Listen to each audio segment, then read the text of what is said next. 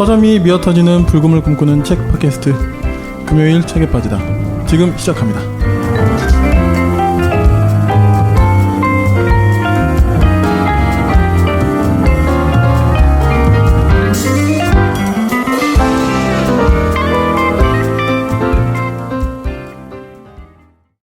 안녕하세요. 안녕하십니까. 네, 용도사님 잘 지내십니까? 바쁘시죠 요즘? 예, 연초여가지고 정신이 없네요. 정신이 네네. 없으시죠? 정신 없습니다. 네. 불금 PD님 어떻게 지내셨어요? 저요? 네, 저도 바쁩니다. 할 얘기밖에 없나 우리가?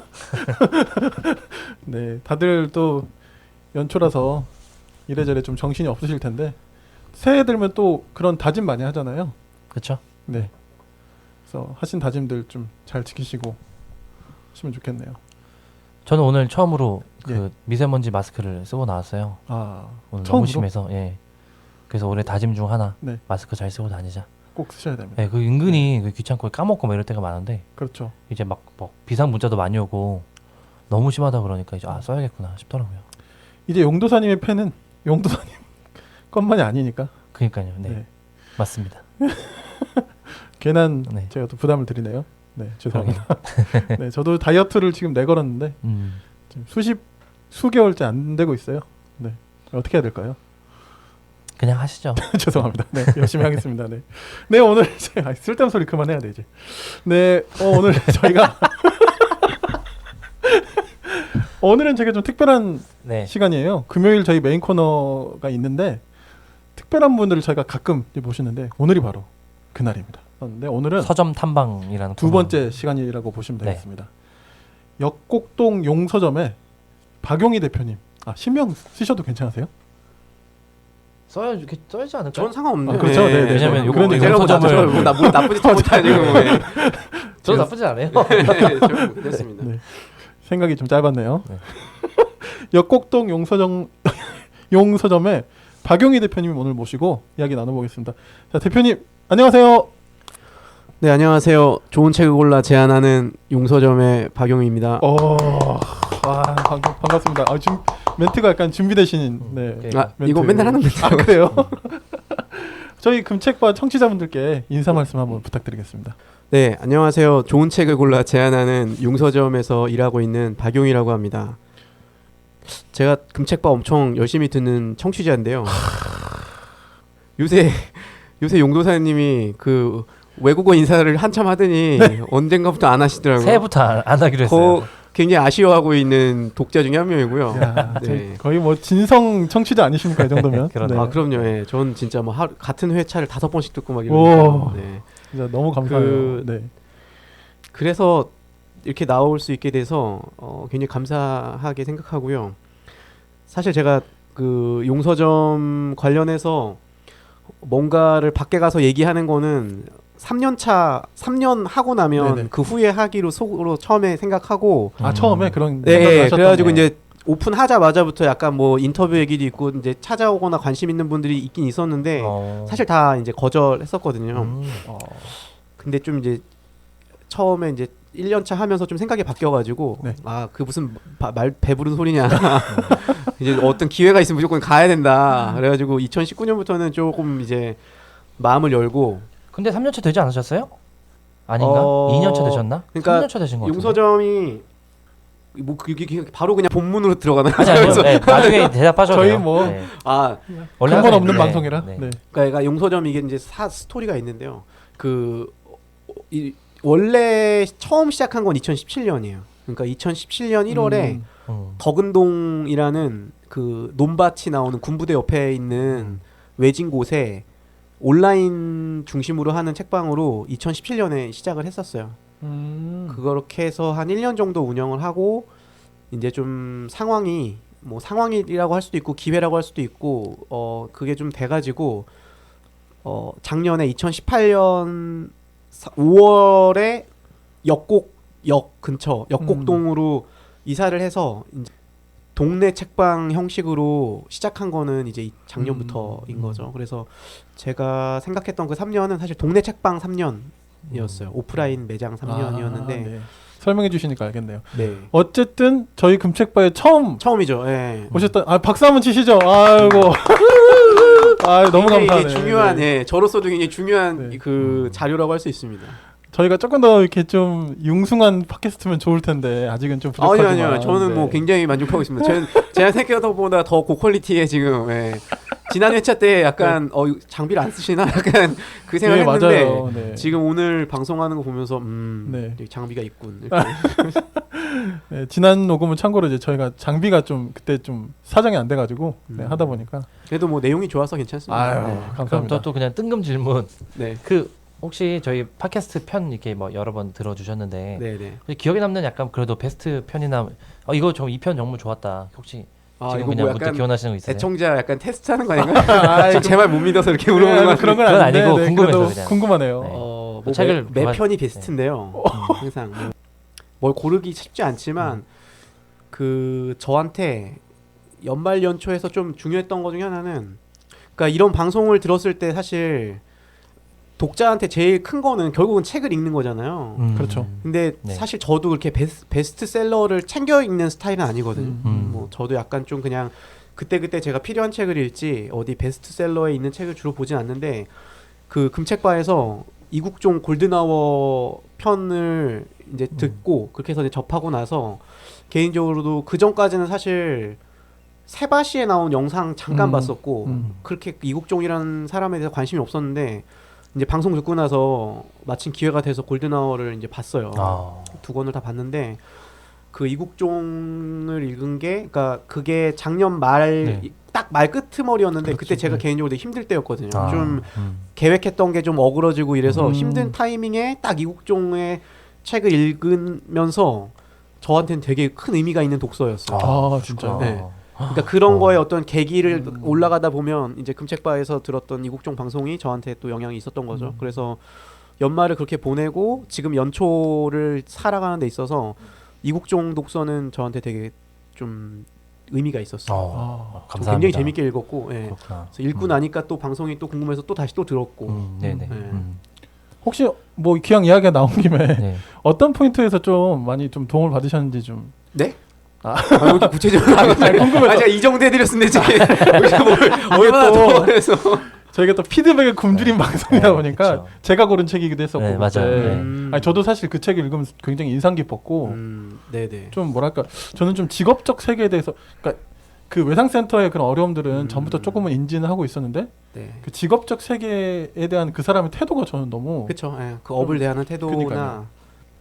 저번 회차에서 직업에 관한 이제 일에 대한 방송을 금책바에서 했지만 저는 약간 그 이국종의 선생님의 그 이야기에 있는 그 지리멸렬함. 그러니까 이게 이국종 선생님 말투가 김문 선생님하고 되게 비슷하잖아요. 맞아요. 그래서 되게 많이 쓰는 것 중에 비루하고 맞아. 지리멸렬하고 앞으로 나갈 수도 없고 뒤로 나갈 수도 없고 막 사방에서 우겨쌈을 당하는 그런 답답하고 답이 없는 정말 거지 같은 현실.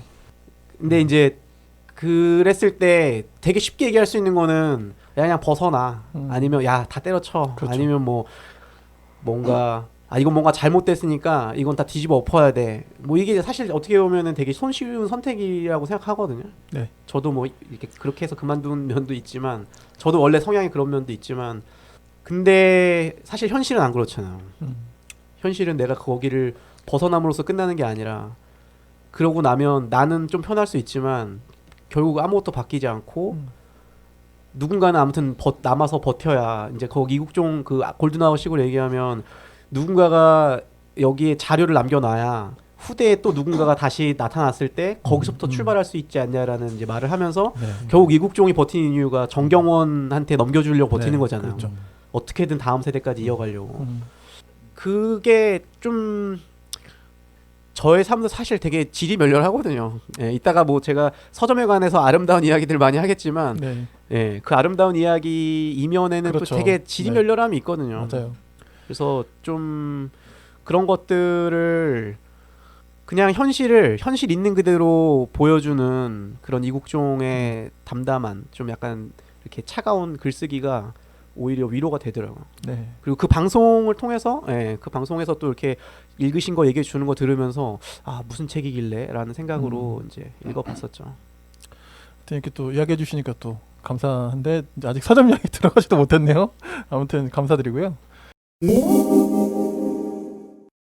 그러면 이제 이렇게 좀 자연스럽게 이야기를 하긴 했는데 용서점에 대해서 좀 더 구체적으로 좀 소개해 주시면 어떨까요? 역곡동이 어디에 있어요?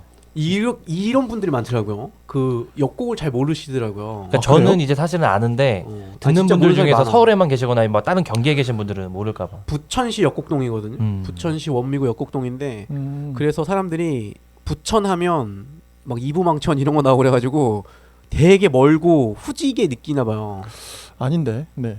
네. 저도 사실 실제로 안 그렇죠. 옛날에 집이 인천이어가지고 항상 부천을 왔다 갔다 했거든요. 지나갈 때. 네네네. 그래서 세련된 저는 되게 도시로 부천 저도, 사실 그렇진 않아. 되게 익숙한데. 왜냐면 부천이 약간 넓어요, 사실. 맞아요. 되게 넓고. 은근히 넓죠. 네. 그 중에서 역곡은 부천에서 서울 바로 가까이 붙어 있는 지역이에요. 그러니까 사실 서울의 경계에 닿아 있는 지역이고. 그래서 역곡은 제가 그 전에 덕은동에 있었기 때문에 덕은동에 비하면 진짜 중심가죠. 실제로 훨씬 더 많은 사람이 왔다 갔다 하기도 하고. 덕은동은 고양시인 거죠? 고양시.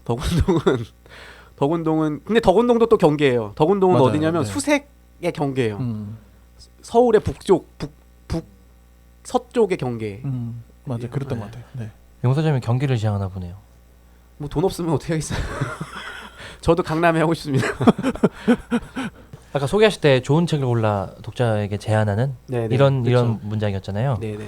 그 거기 안에 용서점만의 특별한 포인트가 있는 것 같아요. 맞아요. 네. 네, 좀 풀어주시면 좋을 것 같아요. 일단 용서점은 두 가지 정체성이 있는데요. 하나는 양서 중고 서점의 성격이 있어요. 양서 중고 네, 서점. 양서를 다루는 중고 서점. 네네. 그리고 하나는 동네 책방.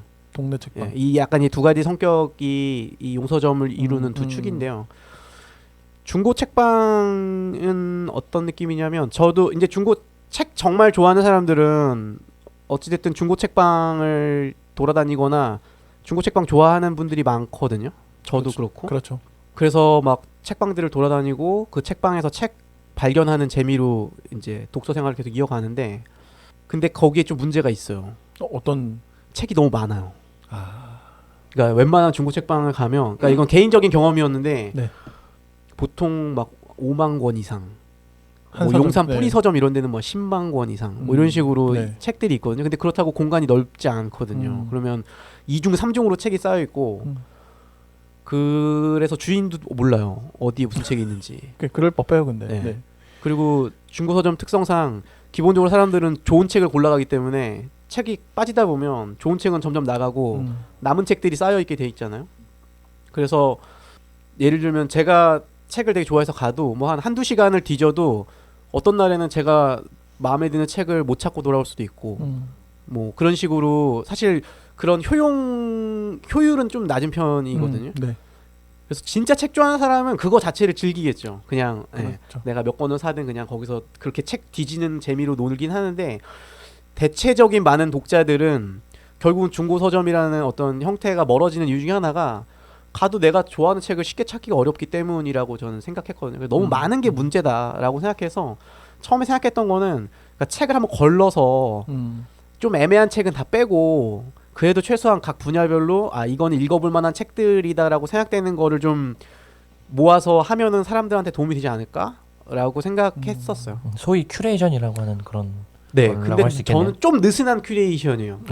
그러니까 큐레이팅 할 때 보통 뭐를 되게 구체적으로 정해서 네. 딱 해주잖아요. 그렇죠, 목표가 딱 정해져 예, 있죠. 예. 근데 저는 좀 그 기본적인 컨셉은 그러니까 최악을 빼고 어느 정도 괜찮은 양서를 모아 놓으면 고르는 건 독자의 몫이라고 생각하는 편이에요. 기본적으로는. 그래서 그러니까 큐레이팅 책방이라는 워딩을 저도 쓰긴 하는데 그게 사람들이 생각하는 것보다 되게 느슨해요. 예, 그러니까 좋은 책을 골라서 그야말로 그냥 펼쳐 놓으면 그 중에 각 사람이 자기의 상황과 때에 맞게 그냥 만나는 거죠, 책을. 거기에 있어서 그러니까 그 서점은 너무 개입을 많이 하진 않으려고 하는 면이 있어요. 그러니까 서점에 구비된 책 자체가 이미 1차 큐레이팅이 된 네네네. 그런 거죠. 그렇죠. 그래서 사실은 이런 구조를 하려면 창고가 무조건 있어야 돼요. 그러네요. 그래서 저 이제 용서점을 운영하는 데 있어서 실제로 역곡동에 오면은 한 책이 이렇게 많지는 않거든요. 그리고 나머지는 기본적으로 창고로 먼저 가서 거기서 이제 고른 책들이 서점으로 계속 들어오는 형태예요. 그러면 약간 어떤 시기별로 약간 또 큐레이팅하는 그런 게 좀 달라질 수도 있겠네요. 매대에다 이렇게 까시는 게. 매일 바뀌죠. 그러니까 계속 책은 계속 들어오니까. 예. 계속 구성은 계속 이제 그때 맞춰서 책에 맞춰서 이제 바뀔 수 있어요. 저는 이제 게스트를 만나면 꼭 한 번씩 드려보는 질문이 어렸을 적에 좀 책에 대한 경험 이런 게 좀 항상 궁금하더라고요. 어렸을 때도 좀 책 많이 보시는 편이셨어요? 그렇죠. 예. 그러니까 보통 이 책 관련된 일하는 사람 중에 그러지 않은 사람은 거의 그렇긴 없을 하죠. 거라는 생각이 네. 드는데요. 그냥 어렸을 때 그 친척이나 부모님들이 보면 항상 책 읽고 있는 애. 와. 그러니까 어디 친척집 가면 제일 먼저 그 집에 있는 서가에 가서 스캔 거기서 이렇게. 네. 서가에 있는 책을 뽑아서 야, 대박이네. 거기서 그냥 앉아서 읽고 있는 그런 어린 아이의 모습. 이게 저의 어렸을 때 어떤 저의 모습이기 때문에 네. 친척들이 엄청 싫어했어. 그래서 왜요? 박용이 저 새끼 때문에 우리가 욕 먹는다고 약간. 아. 그 친척들이 그랬거든요. 야 용이 봐라. 야 용이 형 봐라. 아, 그 가까운 사촌 어. 그 이제 비슷한 또래들. 용이 쟤는 저렇게 책 열심히 읽는데 너넨 뭐하니? 뭐 이런 식으로 해가지고 지금도 사촌 동생들이 만나면 그 얘기를 해요. 아 그래요? 형 때문에 나 힘들었다고. 그럴 수 있지 근데 약간 네. 네. 저는 어렸을 때 항상 게임하는 애. 항상 그 기도하는 애 뭐 이런. 기도요? 네, 농담입니다. 그렇지. 네네. 아니 뭐 저도 장난 아니었어요. 저도 뭐 그 어렸을 때 그러니까 이게 약간 이미지예요 사실. 제가 그렇다고 책을 많이 읽은 사람은 아니거든요. 제가 생각하기에 네. 볼 때 읽었던 것 같기도 해요. 볼 때? 누군가 볼 때만. 보일 때 보일 약간 때. 이렇게 볼 때 뭔가 네. 이 타이밍에 내가 책 읽는 모습을 보여줘야 돼. 아. 약간 이 타이밍이 있었던 것 같고 저도 뭐 어렸을 때 진짜 뭐 책 읽은 것보다 더 많은 비중으로 게임 막 3박 4일씩 게임하고 그랬거든요. 그 패밀리 파이널 판타지 막 이런 거 그냥 잠 안 자고 밥 안 먹고. 또 다 그 남자 학생들은 또 그때 또 그런 추억 다 있으니까요. 그럼요. 패밀리. 그리고 또 남이 네. 좀 볼 때 오픈된 공간에서 책 읽을 때 좀 더 집중이 잘 되지 않나요? 혼자 그래요? 있을 땐 좀 약간 느슨해지고 저는 좀 아닌 전에 걸로. 좀 재밌어서 읽긴 했어요. 그때 네. 전래동화 네네. 같은 거랑 네. 위인전 같은 거 있었는데 그 한국 역사 뭐 이런 거. 근데 딴 거 하는 거보다 그냥 거기서 그냥 재밌는 얘기 읽는 게 더 낫다고 생각해서 했던 것 같아요. 어렸을 때는. 네. 네. 또 그럼 혹시 뭐 네. 기억나신 책 있으세요? 기억나는 책이요? 약간 내 인생의 책 뭐 이 정도 아니에요? 방금 말했던 그 금성에서 나왔던 한국의 역사 그 18권짜리인가? 그게 있어요. 되게 유명한 그 역사 한국 그 역사 초창기부터 해서 이렇게 쫙 있는 근현대사까지 있는 건데 그 책은 진짜 수십 번 봐서 다 기억이 나요. 조선 말기에 그 기강이 무너져서 그 양반 그 족보를 팔아서 이 천민들이 양반 족보를 사서 양반이 되었다 뭐 이런 거가 이제 나와 있는 그 16권인가? 근데 뭔지 대충은 알 것 같은데. 네. 거기 나오거든요. 그래서 양반이 많아졌다고 나오거든요. 근데 그쵸. 제가 박씨인데 박씨가 우리나라에 진짜 많거든요. 그렇죠. 김이박. 네. 네. 우리도 산 거 아닐까. 그래가지고 그거 보고 물어본 적도 양반 있어요. 문서를.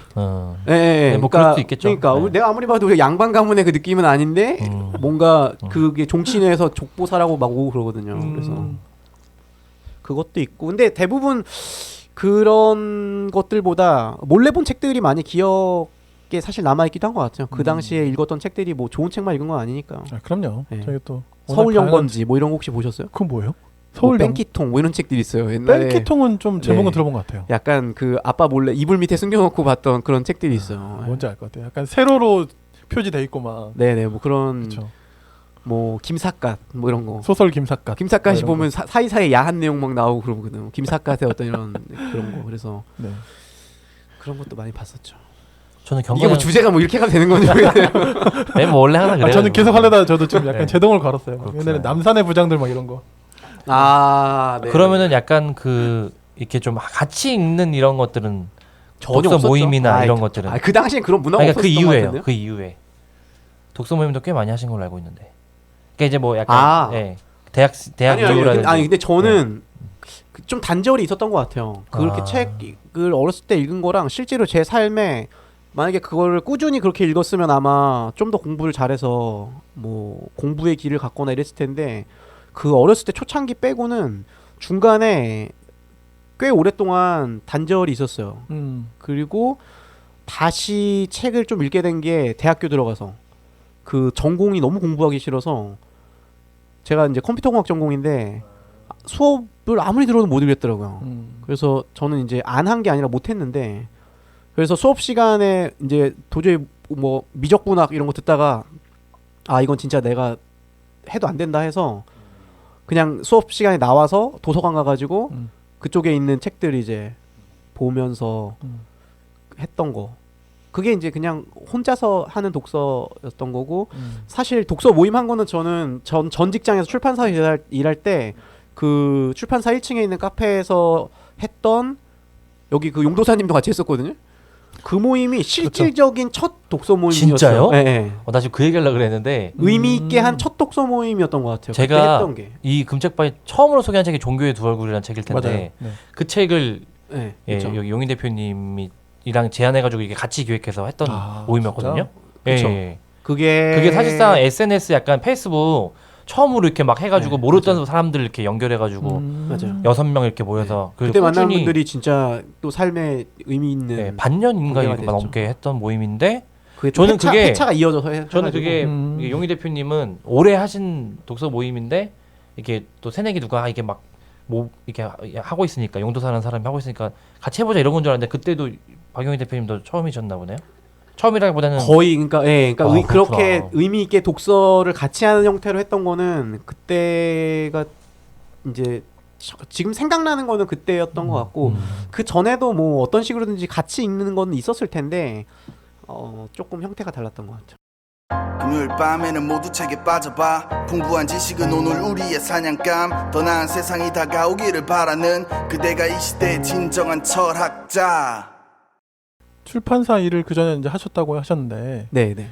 그러면 어쨌든 이게 그 한 어느 회사 직원으로 있다가 네. 결국 자기의 어떤 서점을 차린다는 그 도전 일종의 도전 용기가 필요한 거잖아요. 그 계기나 뭐 좀 이런 게 좀 있으신가요? 이제 하시게 된 어떤 네. 출발점? 이게 얘기가 좀 길어지는 거긴 한데 네, 뭐 이거 뭐 한 2시간 하나요? 2회 분량 나옵니까 오늘? 약간 그럴 것 같은데. 사실 그만둔 거는 서점을 하려고 그만둔 건 아니에요. 아 그러셨구나. 예, 제가 2016년 15년에 이제 회사를 그만뒀는데요. 그때 이제 개인적인 좀 일이 그때도 좀 있었는데 그래서 이제 퇴사를 하고 원래 저는 세계 여행을 하려고 그만둔 거였어요. 그래서 뭔가 인생에 한번 여기서 꺾고 가자. 그래가지고 그 세계 일주를 생각하고 회사를 그만두고 준비하다가 이제 결과적으로 세계 일주를 하지 않았고요. 그냥 자전거로 중국이랑 인도랑 티벳이랑 이렇게 6개월 정도 야, 자전거 여행을 이제 다녀왔어요. 그러면 반 도신 거 아니에요? 거의 세 개. 중국, 인도 넓이로 하면 엄청 넓긴 야, 한데 진짜 아무튼 대단하다, 좀 대단하네. 성격이 다르긴 하죠. 세계 예, 여행은 그렇죠. 아니니까. 근데 이제 그렇게 여행을 2016년도에 하고 돌아와서 10월 달에 돌아왔는데 원래 제 계획은 그거를 글로 쓰는 거였어요. 그리고 여행 강연을 하는 거였어요. 그래서 실제로 이제 여행 마친 다음에 여행 강연을 좀 하긴 했어요. 그래서 제 원래 어떤 1순위는 여행 강연, 책 쓰고 다시 여행 가고 책 쓰고 여행 강연, 책 쓰고 막 이런 거였어요. 그래서 약간 나머지 인생을 당분간 이런 패턴으로 살아도 좋겠다 해가지고 2016년에 올 때까지만 해도 그 생각이 있었는데 11월에 갑자기 공간이 하나 생겼어요. 네, 아는 분을 통해서 그 덕운동에 꽤 넓은 공간을 거의 한 30-40평 되는 공간을 거의 저렴한 게 비용 없이 쓸 수 있는 기회가 생겨서 저한테 이제 기회가 와서 이렇게 생각을 하다가 그러면은 저 정도면은 그냥 내가 가지고 있는 책이랑 뭐 이렇게 해가지고 한번 책방을 해봐도 괜찮겠다라는 생각이 들어서 11월에 얘기 받고 12월 준비해서 1월에 오픈한 거죠. 그러니까 쾌속으로 하셨네요. 왜냐면 거기가 다 인테리어가 돼 있는 공간이었어요. 그렇구나. 정말 그냥 그 이케아에서 책꽂이 2만 원짜리만 한 30개 사가지고 그거 같이 아는 형이랑 조립해가지고 딱 해서 그냥 바로 시작했거든요. 그러니까 조금 뭔가 큰 용기를 가지고 했다기보다는 그냥 뭐 기회가 돼서 했는데 그러니까요. 근데 좀 네. 재밌는 건 제가 이렇게 그렇게 하려고 하고 나니까 그렇게 해서 공간이 정해지고 나니까 무슨 일이 생겼냐면 여기저기서 책이 생겼어요. 갖고 있던 책을 말도 막- 안 되는 일들로. 그래서 어떤 어르신은 자기가 평생 헌책방 하려고 책을 모으신 분이 있었어요. 2만 권을. 근데 이분이 이제 이거를 못 하게 된 거예요. 뭐 노안도 오고 여러 가지 사정으로 이제 책을 다 날려버려야 될 상황이 됐는데 제가 이 용서점을 한다는 얘기를 듣고 그분이 어떻게 연결이 돼서 원래는 처음에 다 가져가라 그랬고 근데 너무한데? 제가 2만 네. 권을 어떻게 하기가 어렵고 제가 막상 가서 보니까 2만 권이 다 좋은 책은 아닌 거예요. 상태가 그래가지고 오래되고 이래서. 어르신한테 어르신 그럼 제가 이 중에 골라가면 안 되겠습니까? 그래서 원래 안 된다. 5로 놨습니다. 다 가져가든가 아예 안 가져가. 이래가지고 처음에 이제 포기했다가 다시 연락 와서 그러면 너에게 일주일을 주마. 네가 일주일 동안 뒤져서 가져가라. 야. 그래서 일주일 동안 거기서 2,000권을 권해왔어. 야, 참 이게 뭐 이런- 10분의 1이네요. 근데 거기에 기가 막힌 책들이 다 있었어요. 그러니까. 말도 안 되는 책들. 그쵸 2만 권이 있으면 사실 10분의 온갖 1이 책이 다 아니고 있을 초판본들이 다 있었거든요. 거의 보물인데요. 그 보물. 정도면. 역사적인 책들. 근데 이제 그게 그렇게 안 했으면 다 그냥 폐지 처리될 거였으니까 어르신 입장에서도 저한테 되게 고마워하신 면도 있었죠. 그렇군요. 신기하네. 뭐 그런 식으로 기회가 생겼어요. 거기 말고도 또 아는 분 중에 그 개그맨 하는 어떤 형님이 계셨는데 이 형님이 책 때문에 너무 집에 분쟁이 생기니까 이제 책이 너무 많아서 이 집안에 공간 문제가 때문에. 생기니까 그 문제를 해결하기 위해서 저한테 연락이 와서 그 형님도 한 3,000권 정도 용서점에 그냥 징여. 그래서 제가 사실 그 오픈하고 나서 그 일정 기간 동안에는 사실 진짜 엄청 재밌게 했죠. 그렇군요. 저도 그냥 어휴 이런 책이 있네 약간 이런 식으로 그러게요. 네 그렇게 해서 그러니까 이게 참 인생 사는 게 그냥 진짜 전혀 뜻하지 못한 곳에서 이게 맞아요. 진짜 막 네. 길이 계속 열리는 그런 게 진짜 있긴 있더라니까. 그러니까 뭐 제가 뭐를 어떻게 잘했다 이런 차원의 일이 아니었던 것 같아요. 용서점을 시작하는 그 시점에서의 네. 일들은. 근데 사실 좀 겸손하게 말씀하시는 것 같고 항상 그 책에 대한 그런 쭉 그런 삶을 사셨기 때문에 그러니까 연결된 거겠죠. 그렇죠. 네. 그러니까 운칠기삼. 네. 그런 게 또 커넥팅이 되는 네, 거죠. 운칠기삼이죠. 네. 운칠이죠 사실 진짜. 이게 작년 거 제가 들었다는 거 일부 티낸 겁니다. 저번 회차 들었다는 거. 네, 네, 그러니까 울치기산. 네, 약간 뜨끔했어요. 약간 네. 왜 뜨끔했지? 제가 세심하게 듣고 있습니다. 그럼 이제 서점 어쨌든 이제 온라인이랑 오프라인 이렇게 이어서 네네. 네, 다 합쳐서 이제 3년차 이제 하셨는데 기억나는 어떤 뭐 이벤트나 뭐 독자분이나 어떤 그런 경험이 있으시면 많을 것 같아요. 엄청 많죠. 그러니까. 네. 사실 그게 제일 큰 차이인 것 같아요. 이게 출판사에서 일할 때랑 서점에서 그러니까 직접 만나서 일할 때랑의 차이는 사건 사고가 진짜 많아요. 그러니까 사건 사고라는 게 뭐 나쁜 사고가 아니라 그러니까 별의별 이벤트들이 네, 그렇죠. 일어나요. 일들이 막 생기는. 네. 덕은동에 있을 때 있었던 것 중에 하나는 그러니까 용서점을 이용해서 이제 책을 구매하고 교제하는 분들이 있었어요. 이제 교류하는 분들이. 아무래도 이게 제 일이니까 회사 다닐 때보다는 그래도 더 적극적으로 하게 되잖아요. 그렇죠. 그러니까 책만 파는 게 아니라 대화도 나누고 책 관련돼서 뭔가 소통도 하고 그러니까 이 고객하고 관계가 생기는데 그러니까 전라도 광주 사는 분이었는데 이분이 그 여자친구랑 서울로 약간 휴가를 해서 놀러 오신 거예요.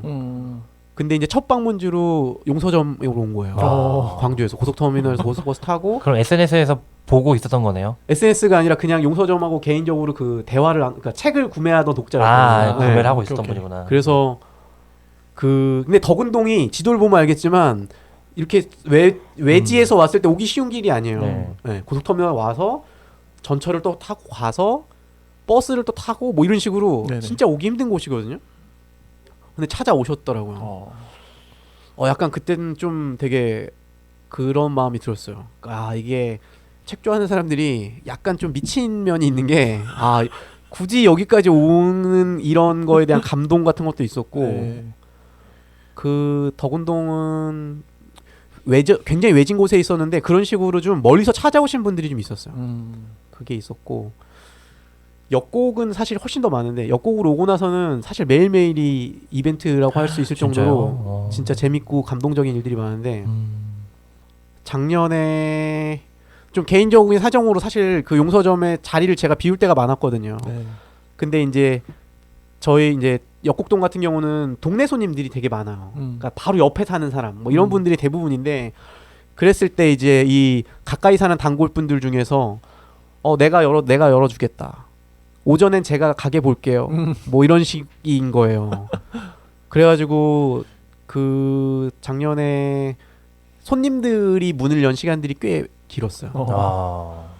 그거는 참 뭐라고 말할 수 없는 저한테 그러네요. 참 야. 감동인 것 같고요. 그냥 역곡동은 좀 그래요. 제가 그 SNS로도 역곡동 막 자랑하고 막 그랬던 이유가 그러니까 그냥 지나가다가 막 빵 주고 가요. 진짜 동네 서점이네요. 네. 완전히. 네. 그리고 그 서점에 온 손님이 막 감사 인사를 해요. 여기에 이걸 차려줘서 고맙다고. 그러니까 우리 동네에 이런 공간을 만들어서 고맙다고 진짜 많이 받았어요. 그런 감사 인사를. 그럴 때마다 전 되게 황당한 거죠. 나는 약간 돈 벌려고 그냥 장사하려고 내가 서점을 차렸는데 내가 왜 감사 인사를 듣지? 막 이런 생각도 들고. 그러니까 이런 이야기 사실 저는 책에서나 이렇게 좀 보던 그런 스토리 같은데 이제 실제로 이제 그렇게 사시는 분의 이야기를 들으니까 너무 좋네요. 용서점 스토리 책을 쓰셔야겠어요. 제안을 받으신 건 없으세요 아직? 사실 용서점을 아직 몰라요. 잘 몰라요. 이 부천 지역 쪽 사람들만 좀 알아요. 그 SNS 하는 분들이 인스타 보고 오시는 분들이 좀 있고 그 외에는 약간 용서점 하면 약간 뭐야 저기는 뭔데 자꾸 사람들 뭐라 이렇게 용서점 해라고 하는 그런 수준이라서 예. 용서점은 유명하지 않습니다. 그래서 제가 금책바에 나온 거는 용서점을 알리기 위해서 나온 겁니다. 아이고 저희가 도움이 되겠죠? 아마? 되면 좋겠네요. 아 그러니까요. 네. 네. 아 근데 진짜 이 서점 이야기 이제 본격적으로 하시니까 표정도 되게 좋으시고 그럼요. 그만큼 또 예. 즐거운 일이 너무 많으신 것 같아요. 네. 네. 그래도 이제 좀 좋은 이런 즐거움이 굉장히 크시겠지만 또 이걸 또 유지하고 또 계속 해나가시기 위해서는 또 여러 가지 고충이나 어려움도 좀 있으실 텐데 그럼요. 좀 그런 얘기는 또 좀 한번 이야기해 주시면 어떨까요? 그러니까 요즘 사실 많이 어렵다고 그런 얘기만 늘 많이 듣기는 해서 좀 그렇긴 한데 어려운 거는 사실 제가 뭐 얘기하기 시작하면 너무 어려워서 약간 책방에 대해서 네. 마음을 유지하기 어려워질 수 있기 때문에 그냥 제가 막 아주 길게 얘기하는 거는 좀 그렇고요. 근데 저는 그렇게 생각해요. 그러니까 안 어려운 일이 있냐. 그렇지. 네. 그러니까 이거를 만약에 책방일을 쉽게 해야겠다고 생각하고 만약에 시작하면 애초에 그 생각이 잘못된 거죠. 우리가 어떤 직업을 하든. 저희 이제 금책바 들으셔서 아시겠지만 알죠. 출판 만담 통해서 이제 뭐 알죠. 네. 독립서점, 책방 이런 거 많이 뭐 통계도 뭐 하고 네, 막 네. 고민을 저희도 이제 책을 좋아하는 사람들이니까. 네네. 네, 그 이제 현장에서 지금 분투하시니까 네 맞아요. 좀 더 그러니까 너무 좀 뭐라 해야 되나 깊은 얘기는 수도 있긴 하지만 네. 어떤 서점의 미래나 뭐 그런 독립 서점이나 네. 중고 서점이나 이런 거 좀 어떻게 방향을 보시는지 좀 개인적으로 궁금하긴 해요. 미래나 네. 방향이요? 예, 또 마케터의 아니 근데 뭐 본성 그렇죠, 예. 저도 뭐 비슷한 고민을 계속 하고 있는 사람이기 때문에 굉장히 중요한 질문을 훅 들어오셔가지고 얘기를 하긴 해야 될 것 같아요. 제가 원래 그렇습니다. 일단 저는 제가 서점을 하지만 책을 파는 일, 특별히 종이책을 파는 일은 앞으로 점점 어려워지고 저는 뭐 미래가 없다고 생각하거든요. 그 미래라는 의미는 이제 돈으로의 어떤 이 사업으로서의 어떤 종이책을 팔아서 돈을 버는 일은 저는 점점 어려워질 거라고 생각하고 그거는 거의 확실한 것 같아요. 이건 뭐 그냥 약간 뭐 예상 이런 게 아니라 그냥 다가올 미래라고 생각하거든요. 왜냐면 저는 이제 그거에서 제일 핵심적인 전조로 보는 게 구독 서비스가 시작된 거라고 생각해요. 그러니까 구독 서비스요? 예. 그러니까 그 뭐 밀리의 서재 이런 거. 그렇죠. 예. 음악은 멜론이나 이런 걸 형에서 듣기 시작했고 그리고 그 영화는 넷플릭스 같은 걸로 보기 시작했고 책은 이제 결국은 그 리디 셀렉트나 예스 북클럽이나 밀리의 서재 뭐 이런 형태로 지금 이제 한 달에 10,000원 이내로 내면 거의 무제한에 가깝게 책을 볼 수 있게 됐잖아요. 저는 이제 이게 자리 잡히게 되면 아예 많이 이제 구조 자체가 바뀔 거라고 생각하기 때문에 이건 뭐 이제 또 다른 별도 얘기긴 하지만 정말 그 종이책을 팔아서 돈을 번다라는 행위는 어려운 일이라고 생각해요. 근데 그거랑 책방을 운영하는 게 어떻게 될 거냐는 좀 다른 문제인 것 같아요. 그럴 수 있어요. 그러니까 옛날 같은 방식으로 그냥 단순히 책을 그냥 막 다 꽂아놓고 그걸 팔아서 거기서 나는 수익으로 만약에 책방을 한다라고 하면 당연히 빨리 하면 그거는 빨리 접어야죠. 그렇게 하면 안 되는데 이제 바뀐 시대에 바뀐 방식으로 그 공간 자체를 다르게 규정을 하면 저는 거기서부터는 약간 케이스 바이 케이스인 것 같아요. 그리고 그거는 약간 책의 미래랑은 별개로 이 책을 다루는 책방이라는 공간의 미래는 저는 해볼만 하지 않을까라는 생각을 갖고 있긴 해요. 실제로 해보니까 재밌고 그 되게 좋아요. 그 동네 사람들이 그리고 우리가 생각하는 사람들의 그 책 읽는 분포도가 있는데 어르신들이랑 저는 용서점은 완전 동네라서 막 60, 70대 할머니 할아버지 50대 아저씨 뭐 이런 분들 이제 또 많이 오시는데 그분들도 책을 사요. 그리고 그분들 나름의 독서가 있고. 근데 그분들은 기존에 이용하는 형식으로는 사실 못 사거든요. 그분들이 뭐 알라딘에 들어가서 책을 그렇지. 사시겠어요? 그런 건 아니거든요. 그러니까 뚫고 들어가면 그 공간에서 할 수 있는 여력들은 되게 많이 여전히 있다. 책이라는 종이책이 어떻게 되는 거랑 이제 좀 별개로.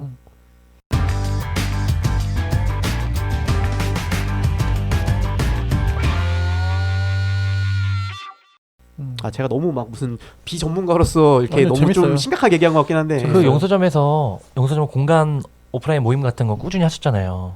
작년에는 좀 역곡동으로 가시는 거예요. 작년에는 그쵸? 약간 실험 삼아 예. 그냥 그 기회가 있으면 다 했어요. 그런 건 좀 어떠셨어요? 어떤 네. 것들도 좀 하셨? 저는 잘 몰라가지고. 작년에요? 네.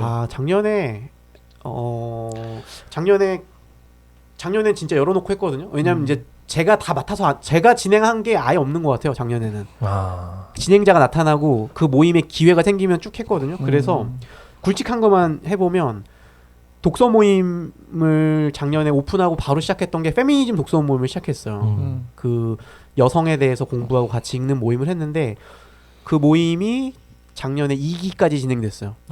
그래서 5월에 시작해서 2기까지 진행을 해서 독서 모임을 했고 그리고 이제 오픈했을 때 원래 오픈 행사를 작가와의 만남을 했거든요. 그 읽기의 말들을 쓴 박총이라는 네. 그 작가를 작가님. 오픈하는 날 모셨는데 그렇게 딱 진행하면서 이게 너무 좋은 거예요. 사람들 반응도 너무 좋고 그래서 이거는 원래 강좌로 하자. 그래서 오픈하고 작년에 매달 저자가 왔었어요. 그래가지고 작가와의 만남을 그 7번 했어요. 그 동네 땡 잡았네요. 진짜. 그러니까 이제 동네 사람들한테 진짜 좋은 거죠. 감사하다고 예. 하는 말이 그리고 이해가 막 되네. 김민섭 작가 뭐 그 또 뭐 그 한 달에 한 도시 했던 그 여행 작가 부부도 오셨고 뭐 그런 식으로 되게 여러 작가들이 왔었고요. 그리고 책 읽기 말고 이제 다른 형태의 공간에서 모임했던 거는 와인 모임도 있었고요. 와인. 예. 그러니까 와인을 마시는 와인. 예, 와인을 와인. 마시면서 약간 와인에 대해서 듣는 것도 있었고 와인을 마시면서 시를 낭송하는 형태도 있었고 그래서 약간 이제 와인 마시는 모임도 있었고 그리고 이제 그 정신 분석 내면을 읽어내는 형태로서 꿈 해석하는 모임이 있었어요. 그래가지고 그 꿈을 통해서 같이 대화하고 하는 모임도 이것도 되게 잘 돼서 이 모임 작년에 3기까지 진행했어요. 야. 뭐 이런 식으로. 그리고 뭐 되게 이것저것 많이 했어요. 인디 가수 공연도 했고요. 그 역곡에 사는 가수가 있어가지고 우연히 손님으로 왔다가 연결이 돼서 그럼 우리 여기서 공연해 볼까? 그래가지고 좋네요. 공연을 2차례 했었고 그리고 이제 동네에 있는 주변에 있는 가게들이 좀 재밌는 곳들이 몇 곳 있어가지고 그분들을 모아서 플리마켓을 한번 했어요.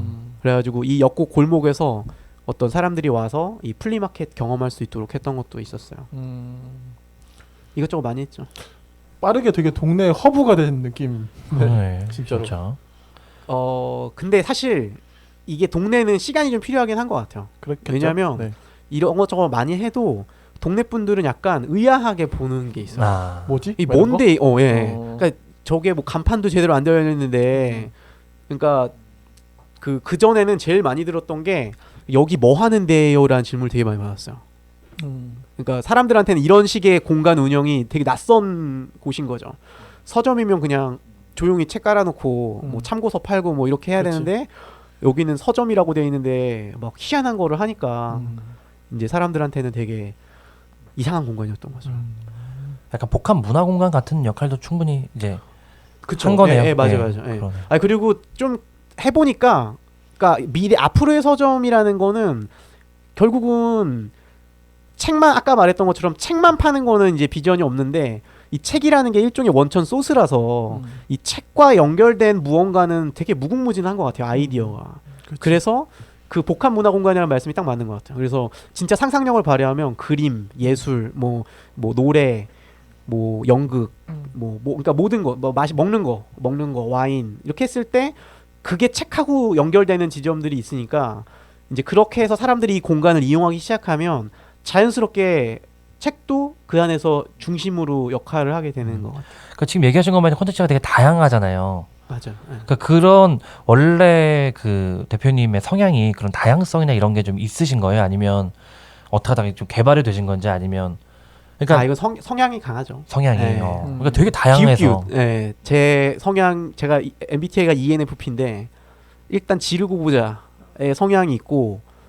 저랑 완전 정반대. 근데 대신에 이제 그런 건 있는 것 같아요. 그러니까 지를 때 기준이, 그러니까 좀 저 개인, 그러니까 저 중심적인 게 있는데, 왜냐하면 이 일이 일단 제가 재밌어 할 수 있는 거니까 그 여기 작년에 했던 모든 모임의 출발점은 뭐냐면 내가 했을 때 내가 관심 있는 거, 혹은 내가 원래도 평소에도 좀 이건 좀 더 내가 알고 싶었던 부분이야라고 하는 것들이 기회가 오면 그런 것들은 되게 바로바로 진행을 했던 것 같아요. 그래서 하면서 저도 이제 더 그 분야에 대해서 좀 공부도 하게 되고 도움을 많이 받았던 것 같아요. 그런 지르자는 마인드가 지금의 지리는 용서점을 만든 게 아닌가 싶네요. 이런 거. 예. 오케이. 금책과 특유의 드림. 생각하신 거예요? 이러고 이제 준비했어. 이러고 사과를 하시겠죠? 준비 많이 했었는데. 이러고 사과하세요. 네, 여기 그러니까 임팩트가 좀 사과하십시오. 우리 아직 아쉽다. 예능이 좀 부족한 것 같아요. 왜 저희 토크에 겐세이를 오십니까? 지리는 개그가 언젠가는 지리는 개그를 하고 싶네요. 아니 뭐 자꾸 지르다 보면 또 지리는 개그가 아니, 나오는 근데 거 아니겠어요? 그 대표님 성향하고 지금 하시는 게 딱 약간 맞는다는 그러니까 느낌도 덕업일치가 좀 들고. 된 것 같은 느낌이 네. 드네요. 그런 것도 있죠. 네, 그러네. 덕이 아니어서 할 수 있는 것도 있는 것 같아요. 그러니까 이게 덕후는 제가 보기에 오히려 힘들어요. 왜냐면 빠져 있는 너무 사람. 한 분야에 몰두하거나 이런. 그리고 자기가 그 일에 덕후면은 약간 자기 색깔이 엄청 강해지잖아요. 맞아요.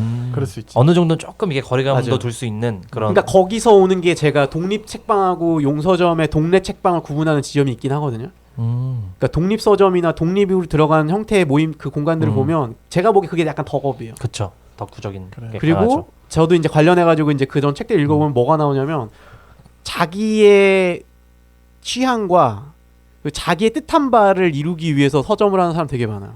그럴 수 있. 그러니까 자기는 이런 책은 다루지 않는다. 이런 거를 되게 당당하게 명확하잖아요. 얘기하거든요. 네. 저는 세상이 불편한 책이 아니면 놓지 않습니다. 뭐 이런 분들도 있거든요. 세상 네? 세상을 그러니까 읽었을 때 불편함을 주지 않는 책은 놓지 않는다. 그러니까 인문학 책만 논다. 뭐 시만 논다. 뭐 이런 것들이 생기잖아요. 근데 저는 이제 그렇게 하면 사실 생계 유지하기 힘들다고 생각해요. 그러니까 이 아까 얘기하신 좀 느슨한 그런 맞아. 것까지 연결이 되네요. 또. 동네에서 하는 책방이라는 의미는 정말 다양한 사람들이 그 동네를 구성하고 있는데 그렇지. 그 사람들한테 어떤 덕적인 거를 만약에 가지고 가면 이거는 약간 좀 유지하기 힘든 것 같죠. 그러니까 그건 어디 연남동에서 할 수 있겠죠. 그렇죠. 어떤 그런 힙한 데서. 특별 유동 인구가 일부러 네. 찾아오는 네. 확률이 큰 그런 그쵸. 거. 네. 그렇구나. 역곡동에서 만약에 내가 그렇게 한다. 그럼 뭐 오래 못 열었겠죠. 엄청 중요한 포인트인 것 같아요. 근데 저희랑 얘기가. 저도 약간 금책바를 생각할 때 좀 이런 방금 말씀하시는 부분하고 좀 다 있다고 생각이 하거든요. 제가 생각하는 것도 좀 그런 거였어요. 사실 듣고 보니까 저희 누구지? 윤희님? 제너럴리스트요? 윤희님 사실 거의 전문가시긴 하지만 사실 우리가 또 그 전문가는 아니잖아요. 특히 저는 그러한데 근데 전문가도 아닌데 책을 소개한다는 것 자체가 사람들이 항상 주눅드는 일인데 꼭 그럴 필요 있을까? 꼭 이제 보편적으로 우리가 늘 그냥 당연히 누구든 집을 수 있는 게 책이라고 생각하는데 책을 소개하는 사람들은 되게 전문적인 사람들 위주고. 맞아. 그러니까 그런 거죠. 그러니까 네. 제가 생각할 때 제가 좀 중요하게 여기는 것 중 하나가 어찌됐든 책을 읽는 사람들이 늘어나는 거에 대한 관심이 많아요. 저는.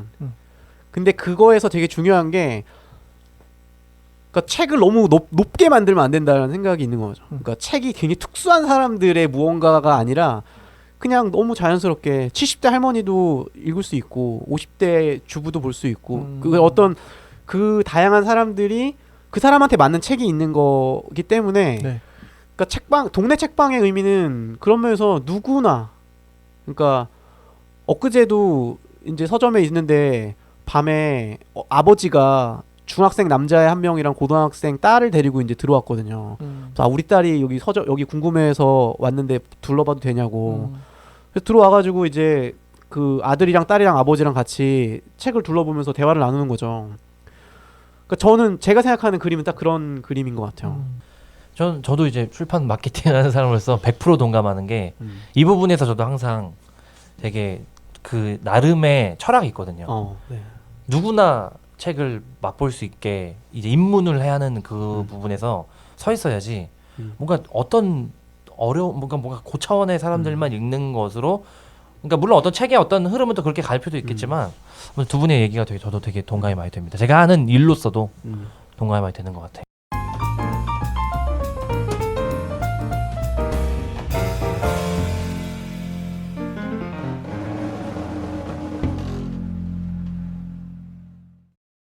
이야기가 나온 김에 그 이야기 계속 해볼까요? 그러면? 예, 왜냐면 아니 서점 하려는 분도 있으니까 실제로. 그리고 맞아요. 여기 멤버분들 네. 다 서점 고민하니까 약간 제가 이게 근데 좀 부끄럽긴 해. 왜 제가 이래서 사실은 3년 전에는 안 나오려고 했던 게 아직 제가 진행 중이고 네네. 이게 막 뭔가 막 얘기할 만큼 성과가 났냐 이게 조금 애매하긴 해요. 네. 그래도 좀 얘기해야 될 부분이라고 생각하면 하나 뭐냐면 아까 그 덕업에 대한 거랑 똑같은 건데요. 책방을 실제로 최근에 되게 많이 열었어요. 그리고 제가 이걸 다 싸잡아서 얘기할 수는 없는데 작은 책방들이 엄청 많이 늘었거든요. 그렇죠. 근데 엄청 많이 없어지고 있어요. 그렇기도 하고. 네. 이게 왜냐면 제가 이걸 해보니까 알겠어요. 이게 돈이 수지가 안 맞아서 그래요. 그렇지. 보통 3년쯤 됐을 때 거의 문 닫거든요. 이게 돈 까먹다 닫는 거거든요. 그러니까 그게 있는 것 같아요. 그러니까 한 번 팔 수는 있는데 이게 내가 생계를 유지하기 위해서 생각해야 될 고민 중에 하나는 뭐냐면 지속적으로 팔 수 있는가. 맞아요. 그러니까 한 달을 500만 원을 벌 수는 있는데 그게 12개월 동안 매달 꾸준히 받을 수 있는가. 이게 저는 되게 중요한 부분인데 사실 이 부분이 쉽지 않거든요. 그럼요. 그리고 책방을 만약에 구체적으로 고민하시는 분들은 아까 얘기하다 말았는데 제일 중요한 요소 중에 하나가 일단 돈이 있어야 된다라는 거. 그러니까 그러니까 돈 없어도 되는 사업이라고 생각하고 시작하는 분들이 있는데 저는 이제 그거는 첫 단추가 되게 이상하게 껴지는 거 생각하고 모든 사업이 마찬가지지만 어찌됐든 책방도 시작하려면 최소 수천만 원의 그 비용이 예산이 필요하다. 맞아. 이거는 제가 보기에 되게 일단 1번인 것 같고요. 당연히. 그리고 또 하나는 수익 모델을 만드는 건데 수익 모델. 네. 그러니까 어떻게 내가 책을 팔아서 돈을 벌 건가에 대한 부분인데 이거는 근데 전 정말 케이스 바이 케이스라서 다양하게 사람들이 고민해볼 부분인데 용서점은 그거의 한 부분을 어떻게 좀 돌파구를 만들었냐면 그 아까 말했던 느슨한 큐레이팅의 한 연장선인데요. 카카오톡으로 그냥 직접 보내는 거예요. 카카오 플러스 친구라는 서비스가 처음 런칭됐을 때 그때 마침 용서점도 그런 고민을 하고 있던 터여서 이제 바로 시작했거든요. 네네. 그때는 무료였어요. 메시지가 10,000건이 무료였어요. 처음에 맞아. 네. 지금은 엄청 지금은 끊었죠. 이제 없어졌어요. 네. 이제 1월까지 하고 나면 2월부터 완전 유료화가 되는데 뭐 어찌 됐든 그래서 용서점에서는 그 오프라인에서만 파는 게 아니라 그렇게 해서 확보된 독자들한테 책을 양서를 골라서 메시지로 보내주는 거예요.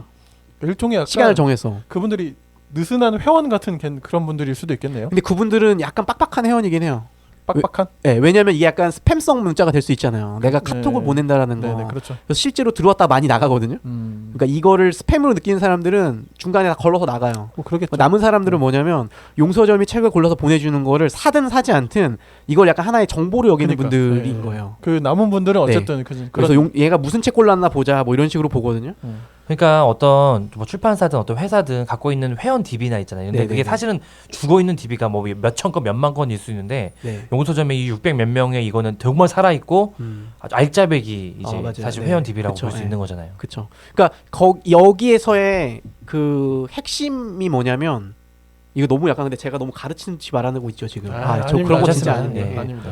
그 용서점을 소개할 때 제가 그랬잖아요. 좋은 책을 골라 제안한다 그랬잖아요.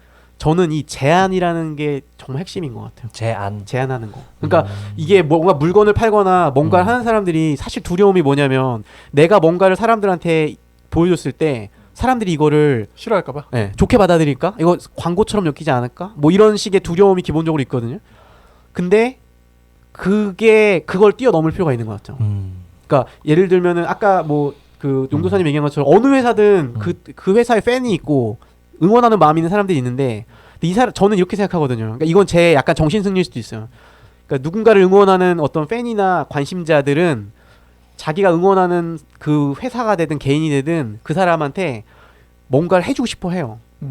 내가 사주고 싶고 그렇죠. 참여해주고 싶어 해요.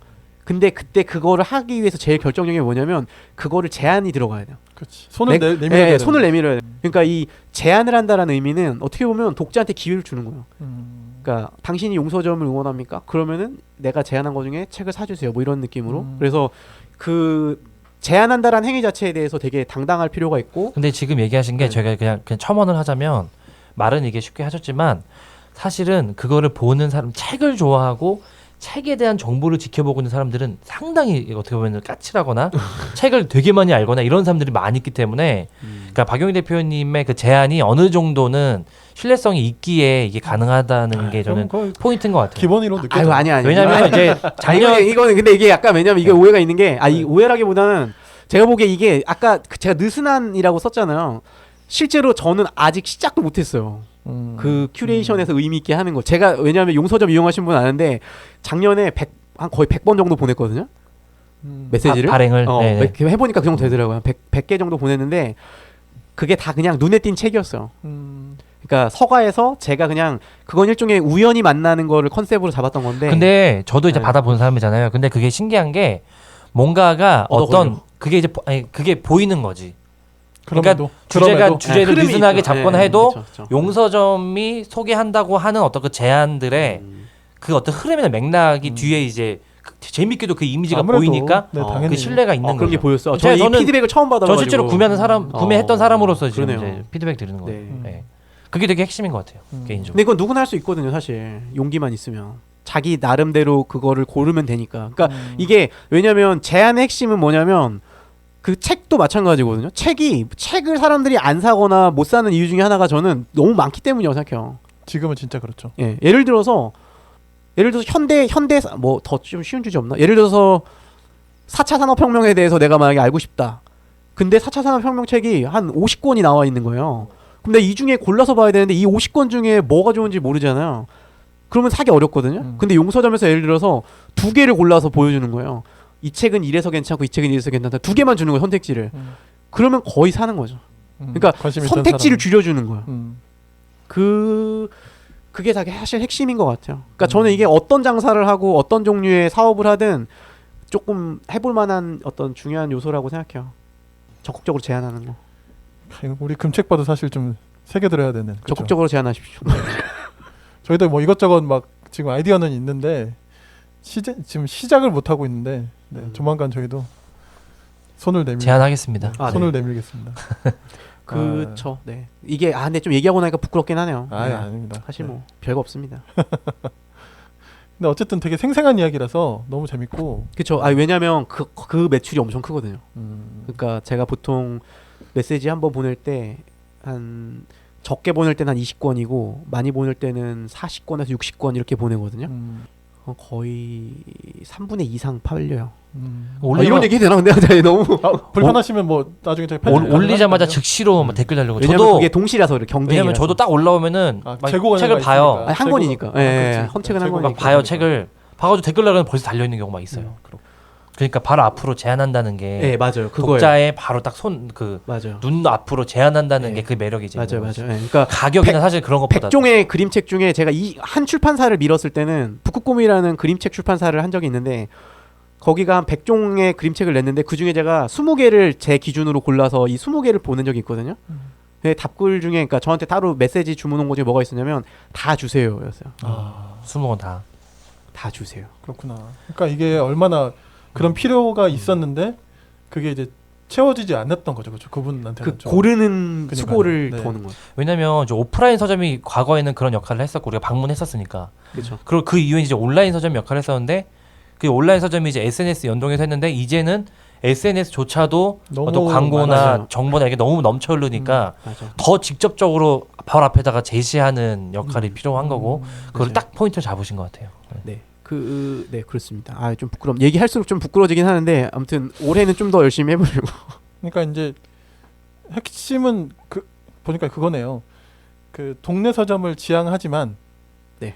동시에 생존 전략으로서 오프라인을 통한 과감한 어떤 큐레이팅 또 그리고 일종의 독자들과의 만남 이런 게 좀 그쵸. 그러니까 네. 사실은 이 두 가지가 약간 이제 같이 가는 게 있는 것 같아요.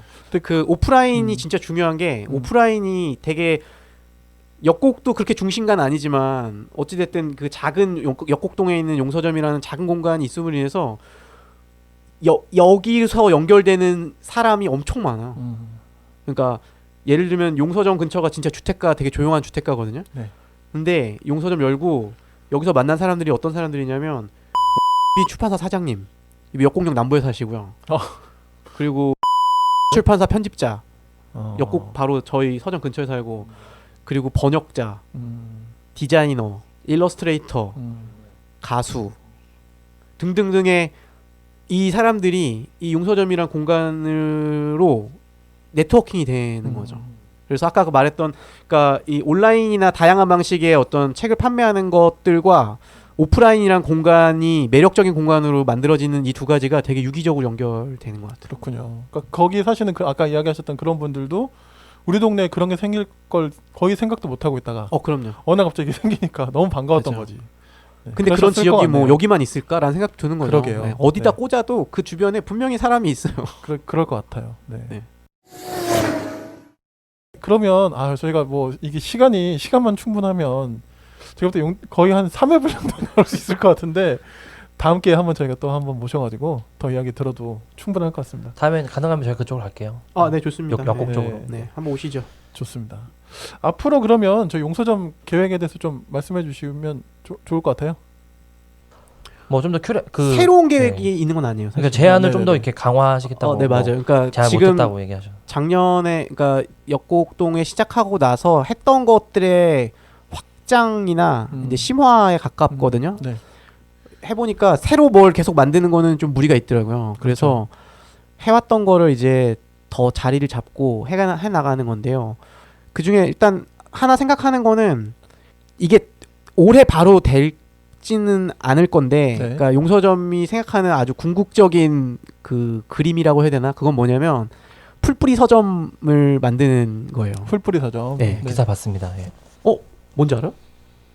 이거 사회과학 서점 얘기하는 거 아니에요? 아닙니다. 아니에요? 그거는 네. 풀무질 그거. 그랬구나. 편집해 주세요. 간만에 웃겨 있는데 편집할 수 없지. 나 그 뭔 소린가 했네. 진짜 깜짝 놀랐어. 네. 이게 약간 다른 개념인데요. 그러니까 서점의 확장에 대한 부분이에요. 그러니까 뭐냐면, 서점의 확장. 그러니까 저는 이제 온라인이나 이런 걸 통해서 전국에 있는 독자를 만나는 것도 뭐 서점 확장이라고 생각하거든요. 그러니까 용서점을 이용하는 분들이 역곡에 있는 분만은 아니에요, 사실. 전국에 그 저랑 연결돼서 애정을 가지고 용서점에서 책을 구매하는 분들이 굉장히 다양한 곳에 있거든요. 뭐 저는 그것도 이제 확장이라고 생각하는데, 그거 말고 물리적인 확장을 준비하고 있는 게 있어요. 그게 뭐냐면 사람들이 책을 읽게 하는 가장 좋은 방법은 사람들이 있는 곳에 책을 두는 거잖아요. 집에서도 마찬가지고.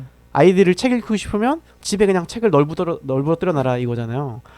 저는 사람들이 독서율이 낮아지는 이유 중에 하나가 사람들이 다니는 사람들의 삶에 책이 없기 때문이라고 생각하거든요. 책방도 없고 사람들이 어느 공간에 가든지 그냥 구색 맞추기로는 있지만 실제로 의미 있게 책이 제한되는 곳은 없잖아요.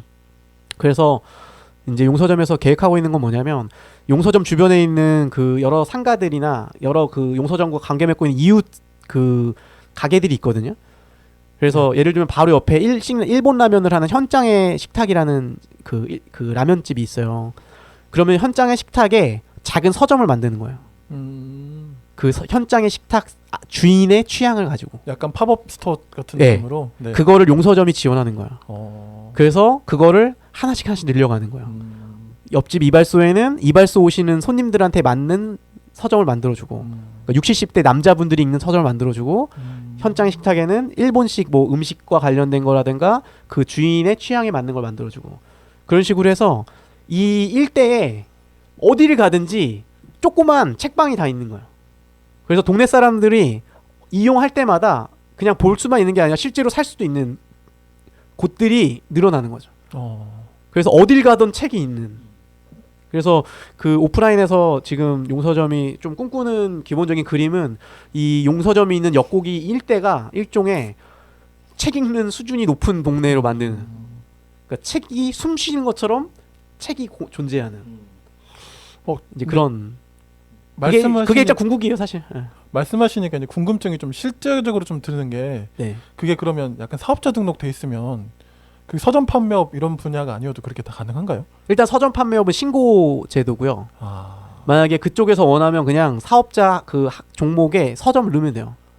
그러니까 그게 가능하고 그게 아니면 이거는 이제 제가 전 출판사에 있으면서 그 북테이블이나 이런 걸 하면서 얻은 아이디어인데 그러시구나.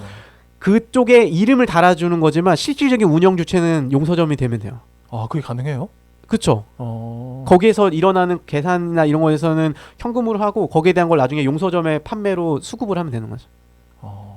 뭐 그런 그러니까 이건 이제 실질적인 운영에 대한 부분인데 하여튼 네네. 그거는 그러니까 그러니까 풀려면 풀 수 있는 방식이고요. 그렇군요. 네. 네. 이게 일본의 비슷한 형태의 모델을 제가 어디서 그 서점 관련된 책을 보다가 저도 이제 보고 약간 거기서 좀 벤치마킹한 부분이긴 해요. 그 어떤 일본의 어떤 그 서점하는 사람이 자기가 가는 곳마다 서점을 만든 거예요. 이 사람은 자기가 사업자를 냈는데 자기가 친구 집에 새들어 살면 자기 새들어진 친구 집이 서점이 되는 거고 뭐 이런 식으로 내 친구가 카페를 하면 그 카페가 서점이 되는 거고 뭐 이런 식으로. 근데 그게 사실 지역성하고 결합이 너무 좋은 것 같고 일단 이웃들이 되게 호의적이라서 그래요. 네, 그러니까 저랑 일단 친한 이웃 가게부터 시작하는 거죠. 신뢰관계 있는. 앞으로 뭐 이런 일들은 진짜 어떻게 될지 네. 좀 궁금하긴 하네요. 이거 약간 그냥 약간 일종의 어떻게 보면 꿈 같은 걸 수도 있는데요. 네. 그래도 아니 뭐 꿈을 또 지향해야 좋네요.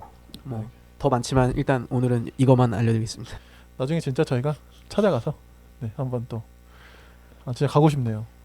근데 이게 금책바 분위기가 너무 네. 되게 호의적이고 이렇게 좀 받쳐주는 분위기여가지고 뭐랄까 이렇게 뭐 공격하거나 이런 게 전혀 없으니까. 저희가요? 예, 공격할 게 그러니까 뭐 뭔가 있어요? 이렇게 치고 들어와서 막 약간 네. 좀 예.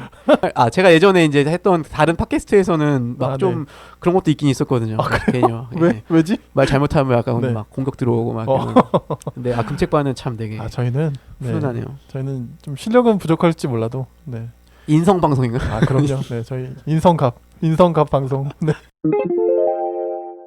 저희 마지막으로 그러면 청취자 독자분들께 또 하고 싶으신 말씀 또 해주시고 마무리 인사도 같이 부탁드리겠습니다. 네, 좋은 책을 골라 제안하는 용서점에서 일하는 박용이었습니다.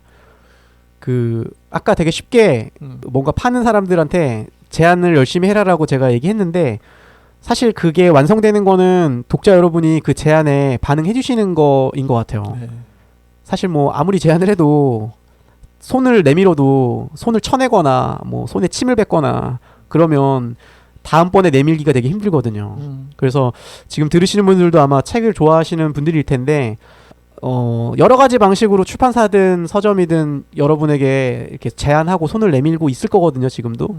저는 그래서 좀 그런 제안들에 적극적으로 여러분들이 좀 손을 잡아주시고 돈을 좀 써주시고 예, 책도 사주시고 그렇게 해야 또 용기를 내서 더 열심히 제안을 할 거라고 생각하거든요.